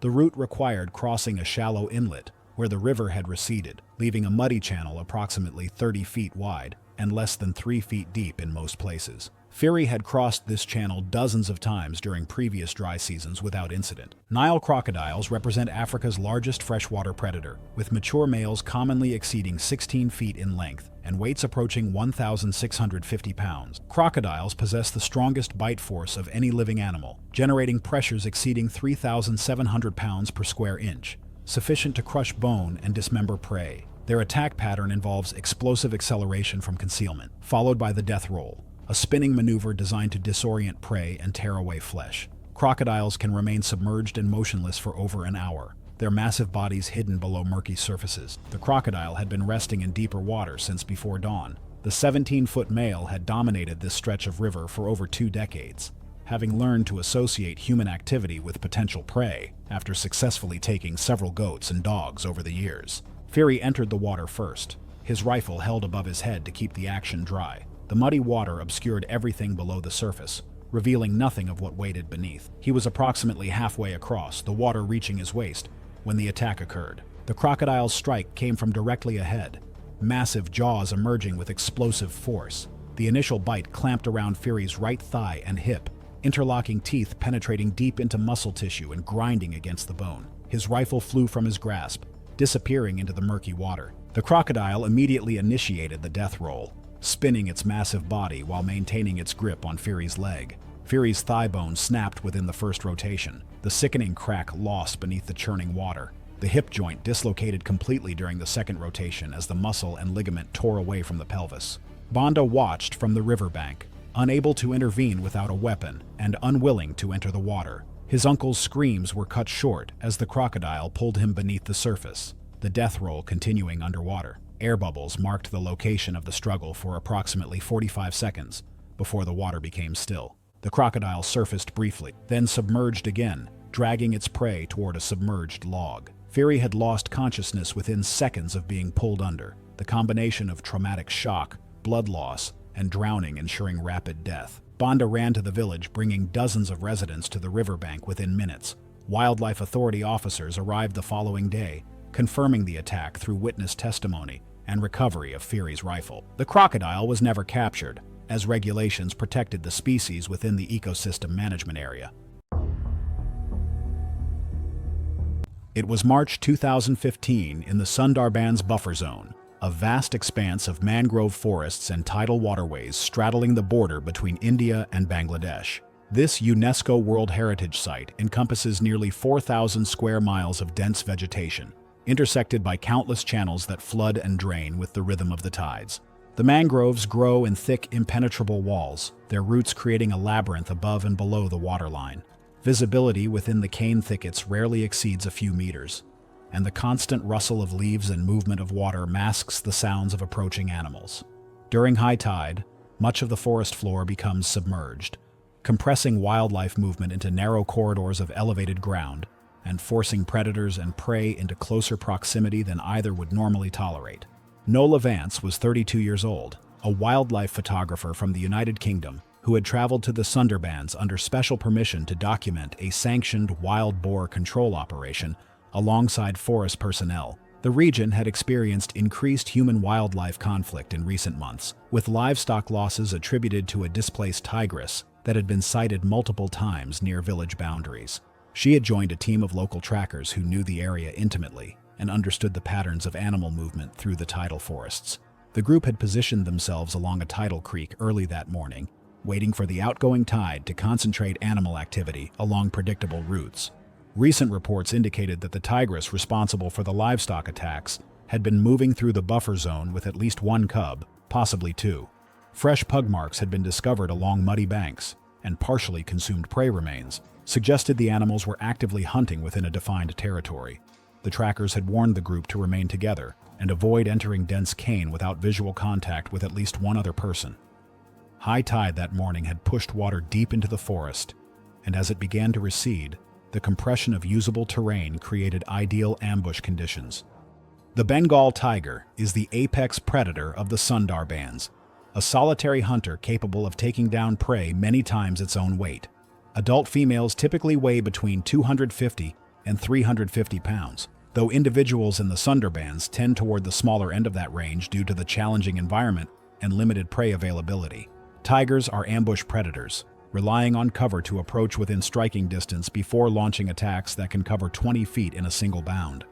Their primary killing method involves a bite to the neck or throat, delivered with canine teeth that can exceed 3 inches in length. Jaw pressure is sufficient to crush vertebrae and collapse airways, often combining mechanical damage with asphyxiation. Female tigers with cubs are among the most dangerous animals on Earth, responding to perceived threats with immediate and overwhelming force. The morning had progressed without incident until Nola realized she had dropped a lens cap while repositioning along the creek bank. The item had fallen into a section of dense cane approximately 30 meters from where the trackers had paused. Rather than waiting for the group to move together, Nola made the decision to retrieve the equipment alone. She entered the cane thicket, pushing through the dense stalks that closed behind her, eliminating sightlines in all directions. She located the lens cap within moments and bent to retrieve it. What she did not see were the faint impressions in the mud nearby, small pug marks indicating that a tiger cub had been resting in this exact location less than an hour earlier. The tigress had been tracking human movement from the moment the group entered her territory. She had moved her cub to a more secure location, but remained nearby, monitoring the situation from deep cover within the cane. When Nola separated from the group and entered the thicket alone, approaching the area where the cub had recently rested, the tigress interpreted this as a direct threat. She closed the distance through the cane with absolute silence, her striped coat providing perfect camouflage against the vertical patterns of light and shadow. The attack came from behind, the preferred angle for tigers hunting in dense cover. The tigress launched from less than 10 feet away, covering the distance in a fraction of a second. Her front paws struck Nola's back with overwhelming body weight and momentum, driving her forward and down into the mud. Before any defensive response was possible, the jaws closed around the back of the neck. The canine teeth penetrated deeply, 2 on either side of the cervical spine. The bite was delivered with precision, targeting the gap between vertebrae. Crushing pressure bore down on the cervical vertebrae, fracturing bone and compressing the spinal cord within. The airway collapsed under the force of the bite, cutting off oxygen flow. Major cervical blood vessels, including the carotid artery and jugular vein, were compressed and damaged by the enormous pressure. The combined effects of spinal compression, airway obstruction, and vascular damage began shutting down consciousness. Nola remained aware for several seconds, unable to move or breathe, her body pinned beneath the weight of the predator. The pressure on her neck was absolute and unrelenting. Blood flow to the brain diminished rapidly as the carotid artery collapsed under the bite force. Between 5 and 10 seconds after initial contact, oxygen deprivation and loss of cerebral blood flow pushed her beyond consciousness. The tigress maintained her crushing grip, her body weight preventing any movement. Death followed within the next minute as the combination of spinal trauma, asphyxiation, and vascular collapse proved irreversible. The cause of death was a fatal cervical bite resulting in vertebral crushing, spinal cord compression, airway obstruction, and catastrophic vascular injury. The tigress released her grip and remained motionless for several moments, her breathing controlled, her eyes scanning the surrounding cane. She listened for sounds of approach, assessing whether other threats remained in the vicinity. After nearly a minute of stillness, she gripped the body by the shoulder and began dragging it toward deeper cover, moving in the direction of tidal water, where concealment would be more complete. The behavior was not driven by hunger, but by the instinct to remove threats from the vicinity of her cub. Tigers often cache kills or drag them to secure locations, even when they have no intention of consuming them. The trackers heard the brief disturbance and immediately recognized the sound pattern. They approached cautiously, calling out and making noise to announce their presence. The tigress abandoned the body and retreated into the mangroves, her primary objective achieved. Recovery operations were complicated by the terrain and the confirmed presence of a defensive tigress in the immediate area. Local wildlife authorities were notified, and a team arrived within hours to assess the situation. The incident was classified as a defensive attack by a female protecting cubs, with the victim's separation from the group and inadvertent approach to a cub resting site identified as the primary trigger. Nola's family was notified through the British consulate, and her body was repatriated following completion of the investigation.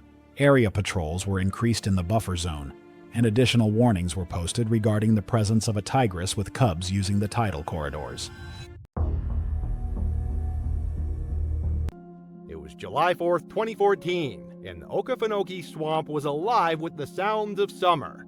Cicadas buzzed in the cypress trees, frogs croaked from hidden pools, and somewhere in the distance, an alligator's deep bellow echoed across the dark water. The air was thick with humidity and the smell of decomposing vegetation, while Spanish moss draped from ancient trees like ghostly curtains. Tyler Brennan and his girlfriend Sarah had driven down from Atlanta to celebrate Independence Day with a camping trip in the swamp's remote backcountry. At 19, Tyler was fresh out of high school, full of confidence and eager to prove his manhood to the girl he'd been dating for 6 months. He was athletic, popular, and used to being the center of attention, the kind of young man who took risks to maintain his reputation. Sarah had initially been skeptical about Tyler's boasts of being able to catch an alligator with his bare hands. She'd seen the reality shows where people wrestled gators, but those were trained professionals with safety equipment and backup teams. Tyler had no such experience, just teenage bravado and a desire to impress her with increasingly dangerous stunts. Their campsite was located on a small island of dry ground surrounded by dark water and thick vegetation. The area was known to locals as a prime alligator habitat, especially during summer when females were protecting their nests. American alligators in the Okefenokee can reach lengths of 12 feet and weigh over 500 pounds. Females become extremely aggressive when protecting their nests, which they build in late spring and guard throughout the summer. An alligator's bite force can exceed 2,000 pounds per square inch, and their death roll, a spinning maneuver used to disorient and drown prey, is one of nature's most effective killing techniques.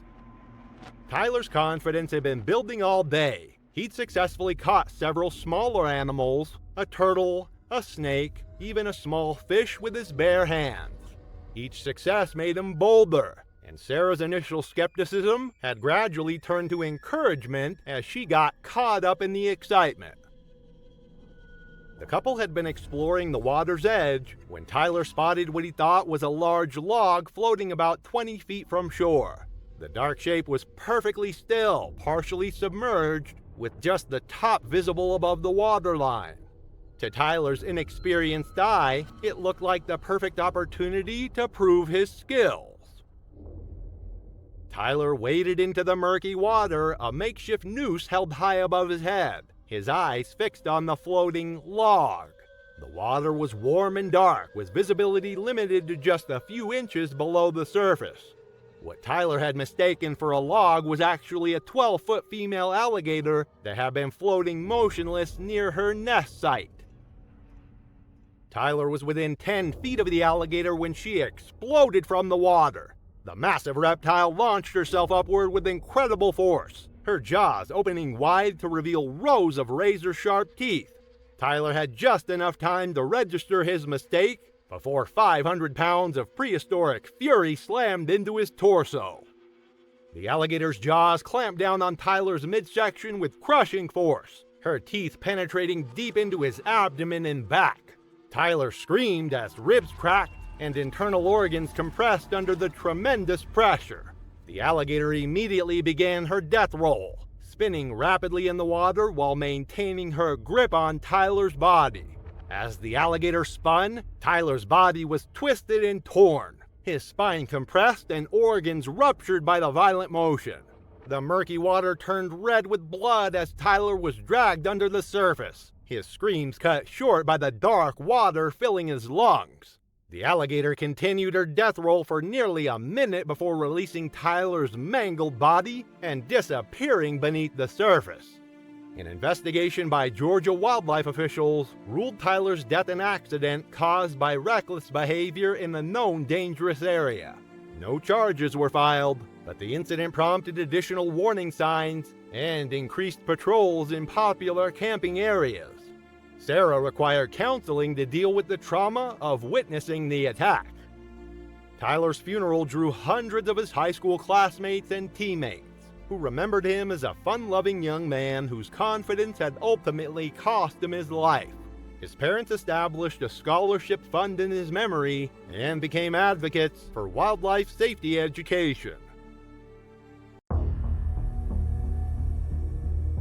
It was September 22nd, 2017, when a marine biology graduate student prepared for what would become her final dive near the protected boundary waters of the Farallon Islands off California's coast. The waters surrounding this rocky archipelago were known for their treacherous conditions, with powerful currents, frigid temperatures, and limited visibility creating a challenging environment for even experienced divers. Dense fog banks rolled across the Pacific, reducing surface visibility to less than 100 yards. The area's nutrient-rich waters supported massive populations of marine life, including elephant seals whose rookeries dotted the nearby islands. These conditions that made the region a biological hotspot also attracted some of the ocean's most dangerous predators. Rosalinda Kane, a 31-year-old marine biology graduate student at UC Davis, had spent years studying shark behavior and was considered an expert free diver and spear fisherwoman. Her dissertation focused on white shark feeding patterns, and she had logged hundreds of hours in California's coastal waters. Known for pushing diving limits in dangerous locations, Rosalinda was confident in her ability to read shark behavior and avoid dangerous encounters. Her academic advisor had repeatedly warned against solo diving, especially during peak white shark season, but research deadlines and limited funding had forced her to work alone. On this particular morning, Rosalinda conducted an unsanctioned solo dive outside her approved research window, a decision she knew violated both university safety protocols and local access restrictions. She entered the waters near the restricted Farallon Islands area, targeting lingcod populations at depths of approximately 60 feet. Local charter boat captains had reported increased white shark activity in recent weeks, with multiple sightings near nearby seal colonies. The timing coincided with peak feeding season, when adult white sharks congregated in the area to hunt marine mammals. Despite these escalating warnings, Rosalinda proceeded with the dive, driven by mounting pressure to complete her research. Great white sharks are among the ocean's most formidable apex predators, with adult females reaching lengths of 18 feet or more. These massive predators possess rows of serrated teeth, designed for cutting through flesh and bone, combined with incredible bite force capable of crushing large prey. Great whites are ambush hunters, using their powerful tails to propel themselves at speeds exceeding 25 miles per hour when attacking from below. Their acute senses allow them to detect electrical fields generated by struggling fish and the scent of blood from vast distances. During feeding season near seal colonies, these sharks become particularly aggressive and territorial. The fatal mistake occurred when Rosalinda successfully speared a 40-pound lingcod at 50 feet depth near a rocky outcropping. The wounded fish thrashed violently on her spear tip, creating both a blood trail and electrical distress signals that traveled through the water column. Instead of immediately surfacing with her catch, she remained at depth to secure the fish properly, unaware that these signals had attracted a large female white shark. The 18-foot female approached from below and behind, using the sun's angle and water clarity to mask her approach until she was within striking distance. Rosalinda spotted the shark's massive silhouette when it was approximately 20 feet away and ascending rapidly. She attempted an emergency ascent, dropping her spear and swimming toward the surface, but the shark accelerated to intercept her escape route. The shark's jaws opened to their full 4-foot width, revealing multiple rows of triangular serrated teeth as it struck Rosalinda's left leg and hip region. The initial bite delivered crushing force that immediately severed the femoral artery and shattered her hip bone. The shark's teeth tore through her wetsuit and deep into muscle and bone. The attack lasted approximately 8 seconds before the shark released its grip. Rosalinda was pulled down nearly 15 feet during the initial attack, with massive blood loss beginning immediately from the severed artery. After releasing her, the shark circled back more slowly, displaying investigative behavior rather than an immediate strike. Moments later, it delivered a second, far less controlled attack that struck her torso instead of releasing, its jaws penetrating her chest cavity and puncturing vital organs, including her lung and heart. The catastrophic trauma created an even larger blood trail in the water, further escalating the shark's predatory behavior. The combination of catastrophic blood loss, organ damage, and water inhalation led to rapid incapacitation. Rosalinda lost consciousness within 90 seconds of the initial attack. Death occurred from exsanguination and drowning at a 45-foot depth, her body sinking toward the rocky bottom, where it remained until recovery crews located her several hours later. The Coast Guard discovered her remains 6 hours after she failed to return to shore, with her dive boat found anchored and empty. The recovery revealed extensive shark damage, with her left leg severed below the knee and massive trauma to her torso. The incident prompted investigations by university officials and marine safety authorities, who criticized the decision to dive alone in known shark habitat during peak season. Rosalinda's family struggled to understand how an experienced researcher could have made such a fatal error in judgment. The incident led to stricter safety protocols for graduate student research. October 3, 2011 began in the muted blue haze of pre-dawn over the Carpathian Mountains, not far from the outskirts of Brasov, Romania. The forested ridgelines, steep and tangled with fir, spruce, and moss-covered underbrush, were steeped in a silence broken only by the crack of twigs beneath boots and the distant caw of crows. In these remote valleys, the mist settles thick along the forest floor, muting colors and sound alike. It was a place where predators had the advantage, where humans felt like visitors even with rifles in hand. Claudiu Fenech moved with quiet purpose along a narrow game trail, his breath visible in the early chill. At 39, he was seasoned, not just as a hunter, but as a man who understood the rhythms of the wild. Stocky and deliberate, he worked as a game warden part-time, but was better known in town for his mechanical skills and calm under pressure. He'd grown up around hunting rifles and long weekends in the forest. Married once, no children, he now spent most of his free time hiking or stalking boar, sharing local schnapps with friends, or keeping an old Land Rover running past its prime. Everyone knew Claudiu would say the same. He wasn't reckless, but he was confident. Maybe too confident for the woods that day. The trio had left before first light, Claudio and two of his longtime friends, each armed and familiar with the region. They had been called in to track a nuisance bear, a large male spotted multiple times near rural properties, raiding apiaries and tearing through compost bins. With hunting permits secured and reports growing more urgent, the men moved slowly along a slope known to be part of the bear's range. Claudiu carried a Blazer R8 bolt-action rifle chambered in .300 Winchester Magnum. A powerful round more than capable of dropping large game from 150 yards. He'd used it many times before. He trusted it. The Eurasian brown bear is no minor threat. Among the largest terrestrial carnivores in Europe, adult males regularly exceed 900 pounds and can stand over 8 feet tall on their hind legs. They possess immense strength, enough to flip boulders, tear apart tree trunks, or run bursts of up to 30 miles per hour across uneven terrain. Their claws are over 3 inches long, and their jaws, while not as crushing as a big cat's, are designed to tear, puncture, and maul. Though attacks are rare, a wounded bear is one of the most dangerous animals in the world, driven not by hunger, but by pain and rage. It was just past 7 a.m. when Claudius spotted the bear through a break in the trees about 130 yards away, downhill, partially obscured by brush. The animal was large, slow-moving, its coat dark and thick with burrs clinging to its flanks. Claudius crouched low and steadied his rifle. The first shot rang out and echoed through the mountains. The bear staggered, spun once, and collapsed into the thicket.